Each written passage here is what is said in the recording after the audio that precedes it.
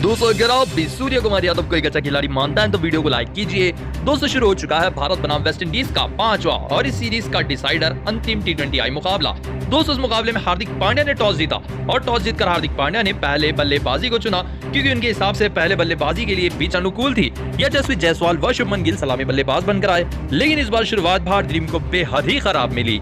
जी हाँ दोस्तों, अकील हुसैन की इस गेंद को पढ़ नहीं पाया शुभमन गिल, गेंद लग गई पैड्स पर, जिस गलते जोरदार अपील हुई एम्पायर के लिए LBW की और एम्पायर की उंगली उठ गई क्योंकि विकेटों के बीचों बीच पाए गए थे शुभमन गिल, जिस गलते मात्र 9 रन बनाकर शुभमन गिल आउट हुए। लेकिन उसके बाद बड़ा झटका लगा अगले ही ओवर में यशस्वी जायसवाल के रूप में।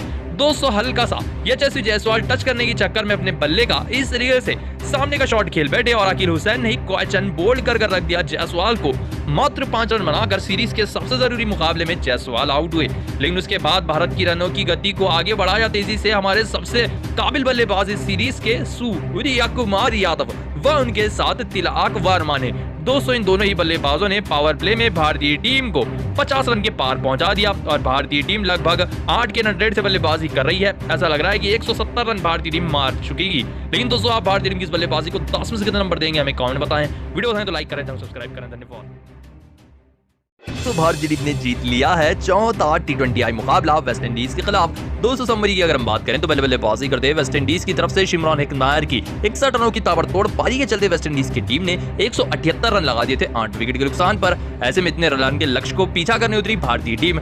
200 लक्ष्य पड़ा था, लेकिन जिस हिसाब से सलामी बल्लेबाजी यशस्वी जायसवाल व शुभमन गिल ने बल्लेबाजी की उसने सभी को धाराशाही कर दिया। दोस्तों शुरुआती 10 ओवर तक भारतीय टीम का दबदबा बरकरार रहा, जहां 10 रन प्रति ओवर से रन बन रहे थे। लेकिन उसके बाद से तो और भी तूफानी बल्लेबाजी की इन दोनों युवा सलामी बल्लेबाजों ने अपना अर्धशतक पूरा किया। देखते ही देखते 150 रनों की शतकीय साझेदारी हो गई सलामी बल्लेबाजों के बीच में। अंत में मात्र 14 रन दूर थी भारतीय टीम जीत से, वो भी 4 ओवर बाकी रखकर। तो वहीं शुभमन गिल 77 रन बनाकर आउट हुए। लेकिन उसके बाद भी यशस्वी जायसवाल ने बल्लेबाजी की, 84 रनों की धाकड़ पारी खेली। 51 गेंदों का सामना करते हुए 17वें ओवर में ही भारतीय टीम 9 विकेटों से जीत मिल गई। 200 भारतीय टीम को 9 विकेटों से जीत मिली। यशस्वी जायसवाल को मैन ऑफ द मैच का अवार्ड मिला। इसी के साथ 2 और 2 से सीरीज भी बराबर हो चुकी है। अब 5वां और आखिरी T20I मुकाबला बचा है। लेकिन दोस्तों आप भारतीय टीम के इस प्रदर्शन को 10 में से कितने नंबर देंगे हमें कमेंट बताएं। आगे देखिए आज के मुकाबले की पूरी हाइलाइट्स। दोस्तों शुरू हो चुका है भारत बनाम वेस्ट इंडीज का 4था T20I मुकाबला डोमिनिका के मैदान पर। दोस्तों इस मुकाबले में वेस्ट इंडीज ने टॉस जीता। टॉस जीतकर पहले बल्लेबाजी को चुना वेस्ट इंडीज की टीम ने, जिसके चलते इस मुकाबले में ब्रैंडन किंग व काइल मेयर सलामी बल्लेबाज बनकर आए। लेकिन शुरुआत इस बार वेस्ट इंडीज की खराब रही। बाहर जाती हुई गेंद को छेड़ बैठे काइल मेयर्स अर्शदीप सिंह की गेंद पर एज देकर पीछे खड़े संजू सैमसन को कैच दे बैठे। इस तरीके से काइल मेयर्स 17 रन बनाकर 7 गेंदों का सामना करते आउट हुए। दोस्तों उनके बाद ब्रैंडन किंग कुछ अच्छे शॉट्स लगा ही रहे थे मैदान पर, तभी अर्शदीप सिंह की बाहर जाती हुई गेंद पर इस तरीके से अपने बल्ले कैच दे बैठे। स्लिप में खड़े थे कुलदीप यादव, जिन्होंने इस तरीके से शानदार कैच को समाप्त किया, जिस गलते इस मुकाबले में ब्रैंडन किंग 18 रन बनाकर 16 गेंदों का सामना करते आउट हुए। दोस्तों उनके बाद इस मुकाबले के सबसे बड़े बल्लेबाज आए निकोलस पूरन। अपनी दूसरी ही गेंद पर कुलदीप यादव की बड़ा शॉट खेल बैठे निकोलस पूरन बाउंड्री पर तैनात थे सूर्या, जिन्होंने शानदार कैच को समाप्त किया। सबसे बड़ी विकेट मिली निकोलस पूरन की भारतीय टीम को, जो कि मात्र 1 रन बनाकर आउट हुए। दोस्तों उनके बाद बल्लेबाजी करने आए रोमन पोवेल वेस्ट इंडीज के कप्तान, लेकिन ये भी कुलदीप यादव के ओवर की आखिरी गेंद पर अपने बल्ले का इस तरीके से एज से बैठे।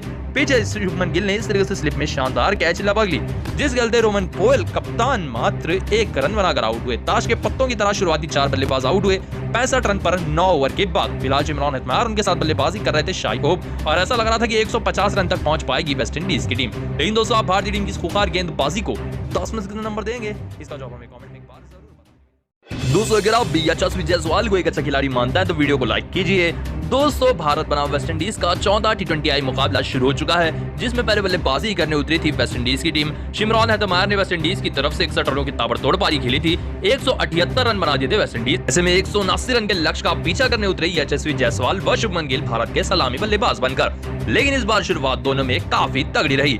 दोस्तों जो पार्टनरशिप शुरुआती 3 मुकाबलों में नहीं दिखी वो आज देखने को मिली। लक्ष्य बड़ा था, लेकिन दोनों ही बल्लेबाजों की बल्लेबाजी भी काफी कमाल रही। एक तरफ से शुभमन गिल, एक तरफ से यशस्वी जायसवाल के क्लासिक शॉट्स मैदान के चारों तरफ देखने को मिले। शुरुआती पावर प्ले में 60 से ज्यादा रन बना दिए, उसके बावजूद भी 10 से ज्यादा का नेट रन रेट बरकरार रहा भारतीय टीम का, जिस गलते शुरुआती 10 ओवरों में 100 रन तक पहुंच गई भारतीय टीम और अंतिम 60 गेंदों पर सिर्फ 80 रनों की दरकार थी भारतीय टीम को, जिसमें दोनों ही बल्लेबाज अर्धशतक लगाकर सेट हो चुके थे। दोस्तों, इस मुकाबले में पहला अर्धशतक लगाया शुभमन गिल ने। जी हां दोस्तों, शुभमन गिल अर्धशतक लगाकर 30 गेंदों पर सेट हो चुके थे। दोस्तों, उनके साथ ही यशस्वी जायसवाल ने भी तूफानी बल्लेबाजी की और वो भी अर्धशतक तक पहुंच गए।